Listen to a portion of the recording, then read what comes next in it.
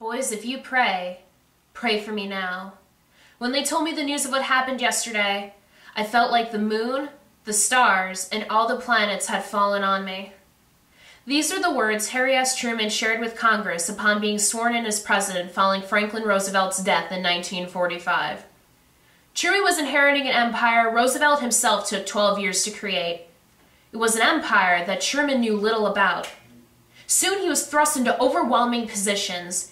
He had to be a world diplomat to end World War II. He was placed in charge to foster a growing empire called the United States of America, where over 100 million people were looking to the new president for the post-war world they desired. Now, Truman had a choice. Truman could have either followed in Roosevelt's footsteps, taken his traditions and policies, and become a cheap clone of the man that critics were already predicting him to be, or Truman could take the plunge and create his own independent presidency. And so he did. As a diplomat, Truman attended the Potsdam Conference with Winston Churchill and Joseph Stalin to negotiate the end of World War II. He gave Europe considerable financial aid in the form of the Marshall Plan to help the continent rebuild their societies and economies. To the war-torn continent, Truman was turning America into a symbol for vivacity and ingenuity.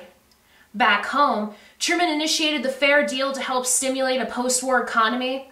In 1949, he desegregated the troops, a thing which many historians believe are the beginnings of the civil rights movement that would take place in the years to come. Truman is the president for the common man. Truman understood his limitations not only as a politician, but as a human being, and yet he didn't try to claim to be better than he was. He knew he wasn't an FDR, and he didn't claim to be. He didn't try to be. Truman wanted to be his own man, his own president.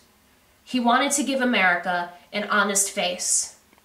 With his down-to-earth countenance, Truman is our best president because he took his responsibilities, his seemingly overwhelming responsibilities, and handled them with integrity and perseverance, the basic tenets of our American society.